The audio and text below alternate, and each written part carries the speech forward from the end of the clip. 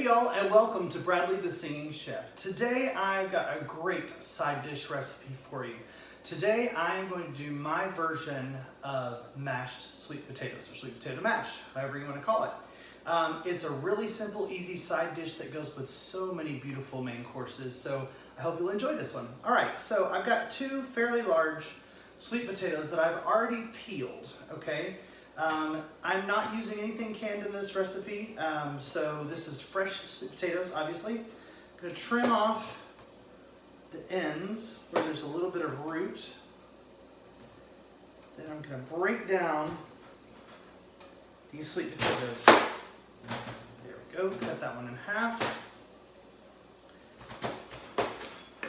And I'm just going to get these into sort of, I don't know,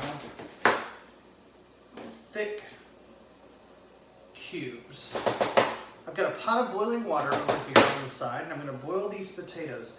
Sweet potatoes actually take a little less time than if you were doing regular like russet potatoes. They're probably only going to take about between 15 and 20 to 25 minutes, somewhere in there. I'm going to shoot for around 20 with these. It depends on how much potato you're boiling, to be honest. With these two, I'm hoping that I can get that done in that amount of time.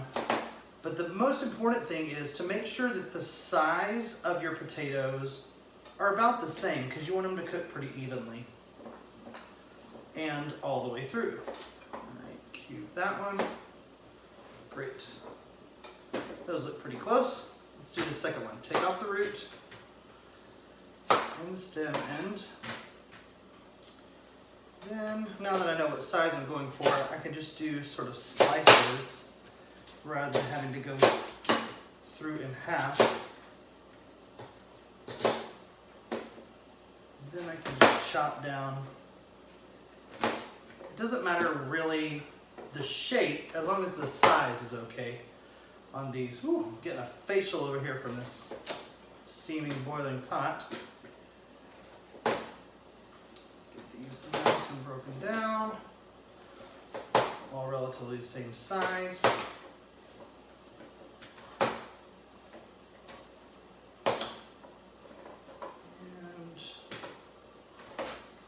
one more. Great, that is good to go.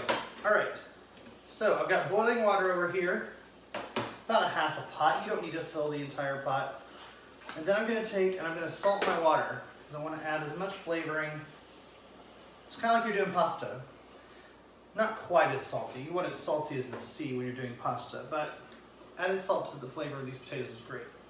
And then I'm just going to drop all of these potatoes down into the boiling water. A little at a time.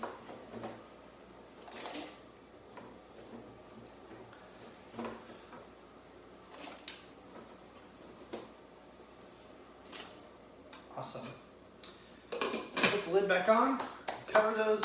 I'm going to let these go for, like I said, between 15 and 25 minutes. I'm going to shoot for 20, and I will be right back after my potatoes are boiled.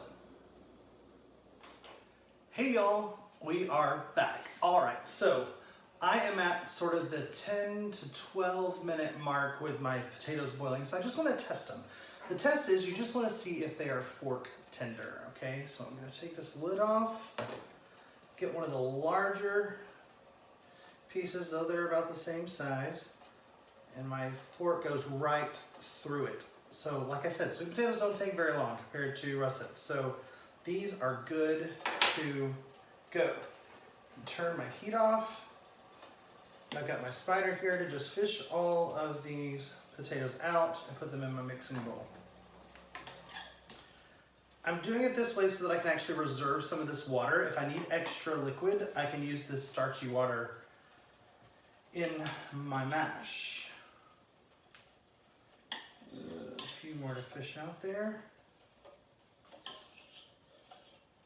That is all of it. All right, so let's get mashing. Put this over here on the colder eye so that it's not near my arms. Okay, so first thing I'm going to do is I'm going to add a little pinch of salt. to the potatoes themselves. And then I'm going to take, compared to those potatoes, I'm going to take about 3 tablespoons of salted butter. You can use unsalted too, that's fine. It's just going to adjust how you season with salt. Put those 3 tablespoons in there. Then I have a good packed 1/4 cup of brown sugar. This is going to also go into the mash. And then I'm going to take some cinnamon. I'm going to do about a half, maybe a quarter of a teaspoon of ground cinnamon. And last, I've got some heavy cream. You could use milk, you could use almond milk. I choose to use heavy cream because it's a little bit fuller in fat, and I think that that is a good thing for any recipe, to be honest. Anyway, I've got about a half a cup here. I'm gonna just eyeball and put in a little bit at a time, okay? Just to see how much I need. I don't know how much liquid is gonna come out of these actual potatoes. All right, last ingredient. I have some fresh nutmeg here. You could use ground nutmeg, but I think fresh is better.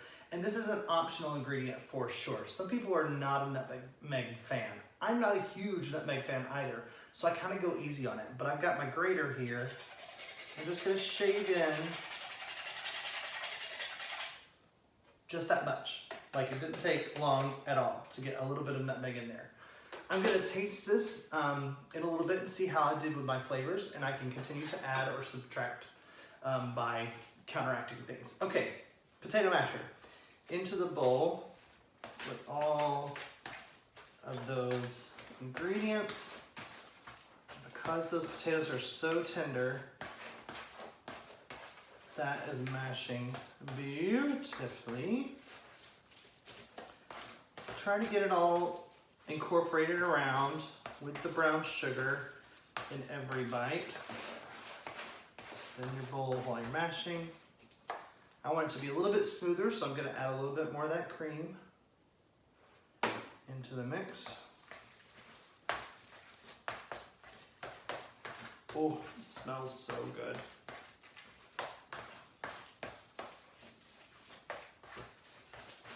You could actually use like an electric mixer for this if you wanted to. If you really wanted it to be smooth and creamy. One more of cream.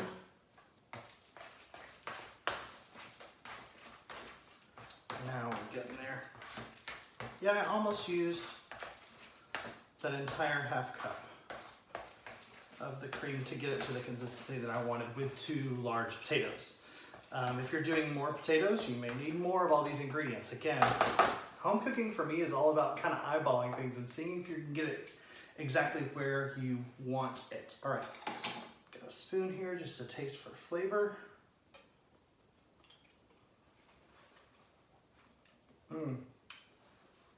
That is really good. It is just enough sweet, but it's not overpowering. Like you don't feel like you're eating dessert necessarily. So this still sits on the savory side of things, even though all that brown sugar is in there. Speaking of savory, the last thing I'm gonna add for taste is a little pinch of ground black pepper. Because like I said, I want this on the savory side. Mix that in there.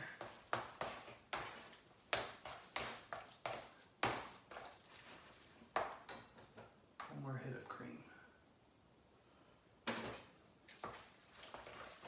That is, in my opinion, really perfect mashed sweet potatoes. That would be glorious in any dish. All right, let's get a fresh spoon. Use this bowl. Let's dip this up so I can show you what we wound up with. Again, you can use a blender or a mixer to make this a little bit more smooth. I actually like there being a little bit of texture in this. I think it stands up. Look at that golden goodness. I mean, come on. That is so good looking.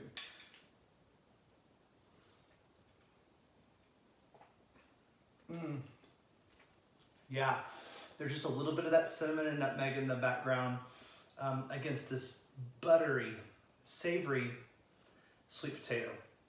I hope you will try this recipe. It's super easy, super simple, as you can see. And it is a great side dish with almost anything. You could serve this with steak, with chicken, with pork chop. I mean, there's tons of things that this will be an amazing side for, and something that's a little bit different than just regular mashed potatoes. Thanks for joining me today on Bradley the Singing Chef. Eat well, love always. Bon appetit, y'all.